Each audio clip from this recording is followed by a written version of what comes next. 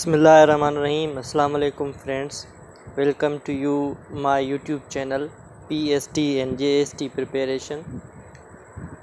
IBA जे तरफ़ां जेका taste अची रही आहे उन जे हवाले सां मां वीडियो सीरीज़ स्टार्ट कई आहे जंहिंमें मां अहम पॉइंट्स इम्पॉर्टेंट पॉइंट्स कढी करे उन्हनि जी वज़ाहत ऐं डिस्कशन डिटेल में करे रहियो आहियां ऐं इहे ई उहे पॉइंट्स आहिनि जंहिं मां MCQs पुटअप थींदा ऐं निकिरंदा।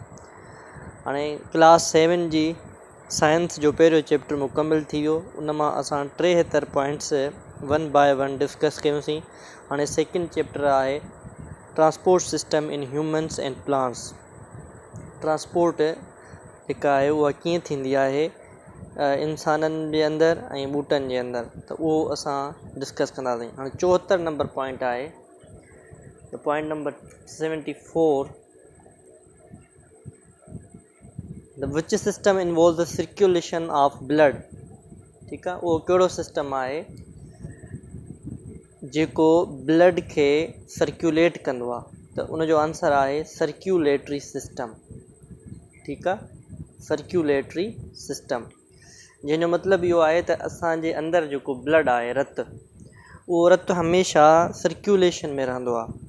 तव्हां ॾिठो हूंदो, अगरि जेकॾहिं तव्हांखे कंहिं जाइ तां कट अची वञे, ज़ख़म अची वञे, ठीकु आहे, ऐं तव्हां ज़ख़्मी थी पओ त तव्हां ॾिठो हूंदो त उन मां रतु जेको हूंदो आहे उहो तेज़ी सां फ्लो करणु शुरू कंदो आहे। असांजे जिस्म मां रतु जेको हूंदो आहे उहो निकिरणु शुरू कंदो आहे।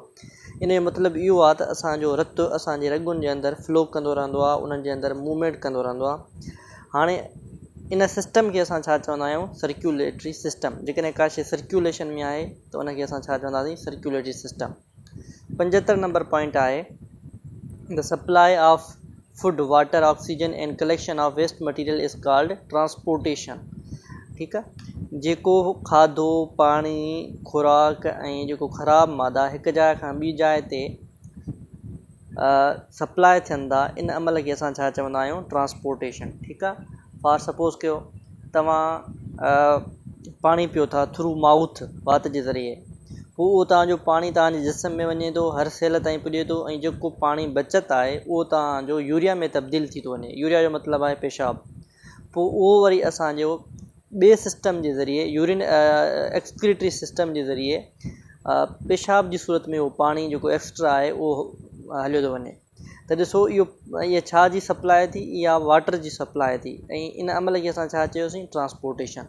74 नंबर पॉइंट आहे 76, how many kinds of blood vessels are there in human beings.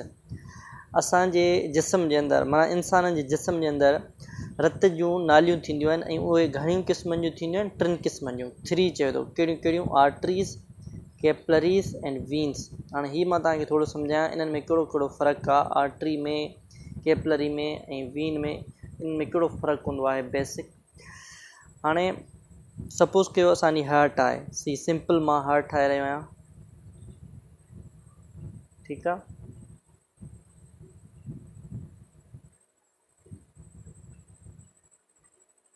Suppose कयो असांजी हार्ट आहे। हार्ट जा 4 खाना थींदा आहिनि। हिकु अहिड़ियूं रॻूं हूंदियूं आहिनि जेके हार्ट मां निकिरंदियूं आहिनि ऐं जिस्म में वेंदियूं आहिनि। ठीकु आहे, अहिड़ियूं रत जूं नालियूं हूंदियूं आहिनि, ब्लड वेसल्स हूंदियूं आहिनि,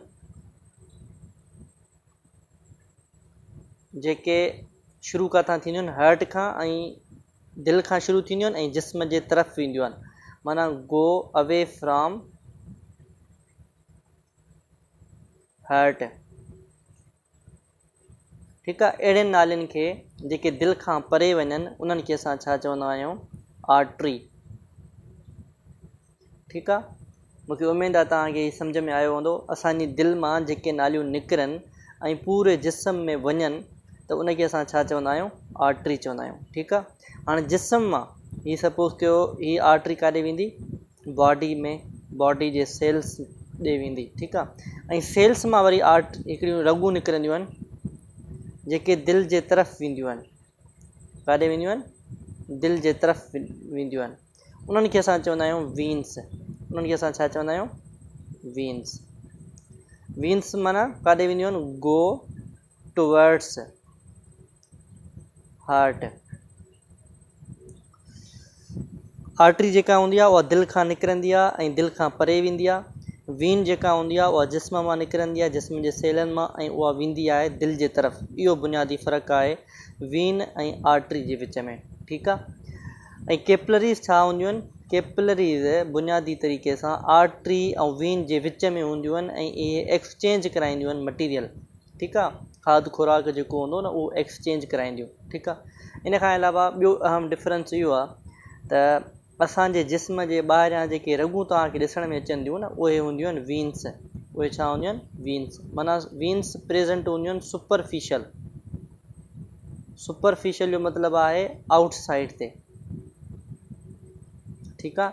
मिसाल जे तौरु हीअ जेके तव्हां रगूं ॾिसो था, ठीकु आहे, मां तव्हांखे थोरो ज़ूम करे सम्झां। हीअ जेके रगूं तव्हां ॾिसो था, ही रगूं जेके आहिनि इहे आहिनि वीन्स, ठीकु आहे।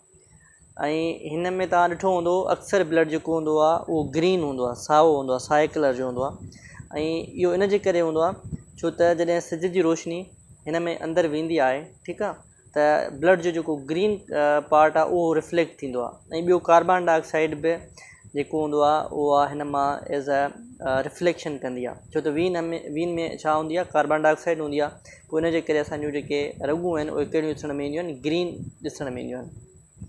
ऐं जेके आर्टरीज़ आहिनि उहे असांजे अंदरि इनसाइड हूंदियूं आहिनि, ठीकु आहे, डीप इन द बॉडी हूंदियूं आहिनि। आर्टरीज़ किथे हूंदियूं आहिनि? डीपेस्ट हूंदियूं आहिनि, माना असांजे जिस्म जे अंदरि मौजूदु हूंदियूं आहिनि। सिर्फ़ु कुझु हिकु ॿ अहिड़ियूं आर्टरीज़ आहिनि जेके असांजे जिस्म जे ॿाहिरि आहिनि। पहिरीं कहिड़ी? पहिरीं हिन जाइ ते, हीअ जेको थंब वारी साइज़ आहे न, हिन जाइ ते हूंदी आहे आर्टरी, जेका तव्हांजी पल्स हूंदी आहे, माना जेका तव्हांजी धड़कंदी आहे, उनखे असां पल्स आर्टरी बि चवंदा आहियूं। त मूंखे उमेदु आहे तव्हांखे सुठे नमूने सां सम्झ में आयो हूंदो वीन, आर्टरी ऐं कैपलरी जे विच में जेको डिफरेंस आहे। उन खां पोइ 77 MCQs आहे या पॉइंट आहे। The blood vessel that carry blood from heart to other part of the body are called. हाणे मां तव्हांखे सम्झायो त जेको हर्ट मां निकिरे ऐं ॿियनि पार्ट ते वञे उनखे छा चवंदा आहियूं असां? आर्टरीज़ चवंदा आहियूं। The largest artery in human body, चए थो वॾे में वॾी आर्टरी जेका आहे इंसान में उहा कहिड़ी आहे? त उनजो जवाबु आहे एरोटा, ठीकु आहे। हाणे एरोटा किथे हूंदी आहे? सपोज़ कयो हीउ दिलि जो स्ट्रक्चर मां ठाहे रहियो आहियां,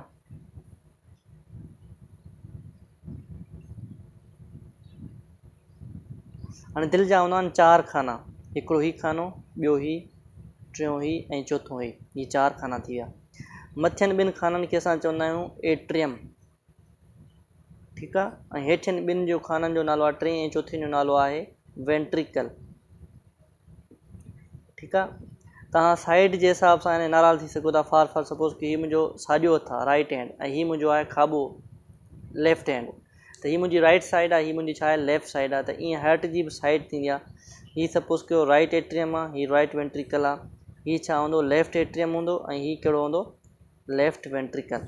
हाणे लेफ्ट वेंट्रिकल आहे न, हिन जाइ खां हिकु वॾे मां वॾी आर्टरी निकिरंदी आहे, जंहिंखां पोइ ॿियूं शाखूं निकिरंदियूं आहिनि। हिन आर्टरी खे असां चवंदा आहियूं एरोटा, ठीकु आहे, लार्जेस्ट आर्टरी जंहिंखे चइबो आहे। हिन मां अहिड़ी आर्टरी हूंदी आहे जेका दिलि जे तरफ़ वेंदी आहे, माना जेका ख़ुदि दिलि खे ब्लड ॾींदी आहे, उनजो नालो आहे कोरोनरी आर्टरी, ठीकु आहे, कोरोनरी आर्टरी, जंहिंमें फैट जमो थी वेंदी आहे। ऐं पोइ हीअ कोरोनरी आर्टरी जॾहिं ब्लॉक थींदी आहे त ओचितो दिलि ॾे ऑक्सीजन सप्लाई थियणु बंदि थी वेंदी आहे, ऐं पोइ दिलि यकदमि बंदि थी वेंदी आहे, जंहिंखे असां कार्डियाक अरेस्ट या हार्ट अटैक चवंदा आहियूं। त हार्ट अटैक छा में थींदो आहे?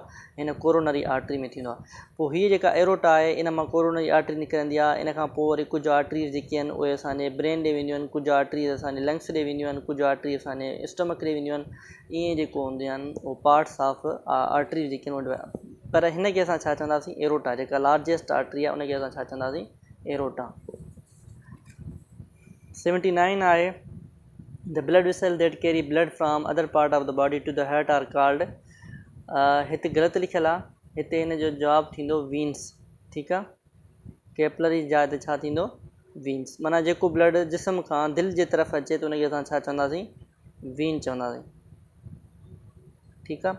उन खां पोइ आहे the blood vessel that carry deoxygenated blood toward the heart are called veins. उहे आर्टरी जेके कार्बन डाइऑक्साइड वारो ब्लड खणनि ऐं दिलि जे तरफ़ अचनि त उनखे छा चइबो आहे? वीन्स चइबो आहे। Which is the only single vein that carries oxygenated blood. चए थो कहिड़ी उहा वीन आहे जंहिंमें सिर्फ़ु ऐं सिर्फ़ु ऑक्सीजन वारो ब्लड हूंदो आहे, त उनजो आंसर आहे पल्मोनरी वीन। हाणे हीअ तव्हांखे मां सम्झाइणु चाहींदुमि त पल्मोनरी वीन छाखे चइबो आहे। हाणे पल्मोनरी वीन जेका हूंदी आहे न, उहा निकिरंदी आहे लंग्स मां। ठीकु आहे, फॉर सपोज़ कि हीअ तव्हांजी दिलि आहे, हीअ तव्हांजी हार्ट आहे। ठीकु आहे, ऐं हिते असां सपोज़ कयो ड्रा कयूं था लंग्स। सिंपल मां लंग्स ड्रा कयां थो। ठीकु आहे, हाणे मां तव्हांखे ॿुधायुमि त जेका जिस्म में जेके वीन्स हूंदियूं आहिनि, उहे कार्बन डाइऑक्साइड वारो ब्लड खणी ईंदियूं आहिनि ऐं दिलि जे साॼे पासे ॾे, राइट साइड ॾे, हीअ सपोज़ कयो राइट एट्रियम आहे, हीअ सपोज़ कयो राइट वेंट्रिकल आहे। ठीकु आहे, ऐं हीअ जेको आहे लेफ्ट एट्रियम आहे, ऐं हीअ कहिड़ो आहे लेफ्ट वेंट्रिकल। हाणे हिन पासे में राइट साइड वारे पासे में ब्लड हूंदो आहे कार्बन डाइऑक्साइड वारो, जेको इम्प्योर हूंदो आहे। ऐं प्योर करण जे लाइ असां हिन ब्लड खे काॾे मोकिलींदा आहियूं, लंग्स ॾे मोकिलींदा आहियूं। जेको राइट साइड वारो ब्लड हूंदो आहे, उहो काॾे वेंदो आहे लंग्स ॾे प्योर थियण लाइ, छो त हिन में कार्बन डाइऑक्साइड हूंदी आहे। त हितां हिकिड़ी ट्यूब हूंदो आहे, हिन जाइ खां ट्यूब निकिरंदो आहे लंग्स ॾे, जेको कार्बन डाइऑक्साइड वारो ब्लड खणी ईंदो आहे। ठीकु आहे, हिन ट्यूब खे, हिन आर्टरी खे असां चवंदा आहियूं पल्मोनरी आर्टरी। हाणे तव्हां सोचींदा हूंदव त आर्टरी त हमेशह साफ़ रतु खणंदी आहे, पोइ हीअ कार्बन डाइऑक्साइड छो थी खणे। हीअ वाहिद आर्टरी आहे जेका सिर्फ़ु ऐं सिर्फ़ु छा खणंदी आहे, कार्बन डाइऑक्साइड खणंदी आहे। सही आहे, पोइ मां तव्हांखे ॿुधायुमि न त उहो ट्यूब जेको दिलि खां परे वञे त उनखे असां छा चवंदासीं, आर्टरी चवंदासीं। हीअ बि दिलि खां परे थी वञे, इन करे हिन जो नालो आर्टरी आहे। ठीकु आहे, पोइ हाणे हीअ कार्बन डाइऑक्साइड खणी ईंदी काॾे, लंग्स ॾे। हाणे तव्हांखे ख़बर आहे लंग्स जेके हूंदा आहिनि उहे पसंदि कंदा आहिनि ऑक्सीजन खे, ऐं कार्बन डाइऑक्साइड खे पाण वटि न रखंदा आहिनि, उनखे ॿाहिरि जिस्म मां कढी छॾींदा आहिनि। ठीकु आहे, हितां जी कार्बन डाइऑक्साइड ॿाहिरि निकिरी वेंदी, ऐं कंहिंखे पसंदि कंदा आहिनि ऑक्सीजन खे। ऑक्सीजन लंग्स में भरियल हूंदी आहे काफ़ी सारी। पोइ हितां हिकिड़ो ट्यूब निकिरंदो आहे जेको ऑक्सीजन खणी ईंदो आहे ऐं वेंदो आहे दिलि जे खाॿे पासे ॾे। हीअ तव्हांजो खाॿो पासो आहे, लेफ्ट साइड, लेफ्ट एट्रियम में अची छॾींदो आहे। त हिन ट्यूब जो नालो आहे जंहिंमें ऑक्सीजन हूंदी आहे, उनखे चइबो आहे पल्मोनरी वीन। हीअ छा खणंदी आहे, ऑक्सीजन।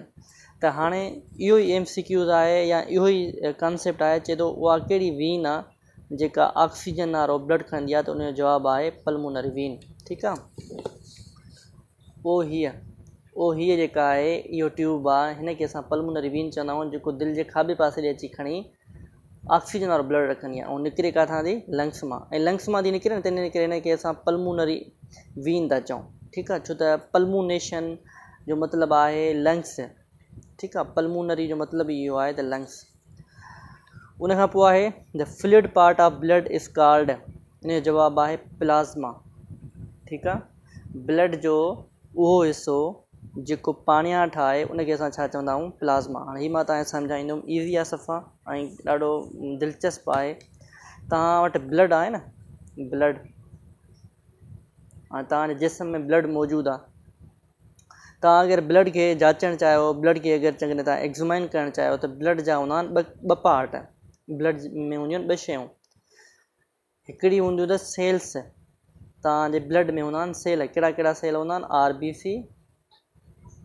WBC, ऐं ॿिया हूंदा आहिनि प्लेटलेट्स। हीअ सेल न आहिनि, बल्कि हिकिड़ा सेलनि जा टुकड़ा आहिनि। बाक़ी हीअ ॿई जेके आहिनि उहे सेल आहिनि, RBC ऐं WBC। त ब्लड में हिकिड़ा हूंदा आहिनि सेल, ऐं ॿी हूंदी आहे प्लाज़्मा। प्लाज़्मा जेका हूंदी आहे न, इहो फ्लूइड हूंदो आहे। फ्लूइड इन जे करे चवंदा छो त हिन में हूंदो आहे वाटर।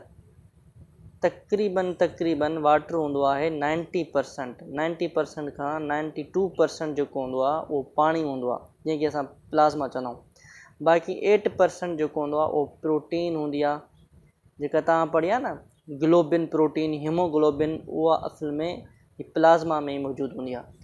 त हाणे जेको तव्हांजो ब्लड आहे, तव्हां अगरि उनखे ॿाहिरि कढंदव या तव्हां उनखे ॾिसंदव त उहो पाणियाठ त आहे। हाणे इहो पाणियाठ छो आहे, लिक्विड छो आहे, इन जो रीज़न इहो आहे त उन में आहे प्लाज़्मा। प्लाज़्मा जे करे उहो जेको आहे ब्लड छा आहे, लिक्विड आहे। आई होप कि तव्हांखे हेसि ताईं सुठे नमूने सां कंसेप्चुअल सम्झ में आयो हूंदो। हीउ पंहिंजो लेक्चर पंहिंजनि दोस्तनि ॾे शेयर कयो, उन्हनि सां वंडियो। ऐं हीअ जेका नॉलेज आहे सदका जारिया उन्हनि ताईं पहुचायो। मुंहिंजे चैनल खे बि सब्सक्राइब कयो। ही IBA जे हवाले सां शॉर्ट पॉइंट्स तमामु मुफ़ीद रहंदियूं तव्हांजे लाइ। महिरबानी।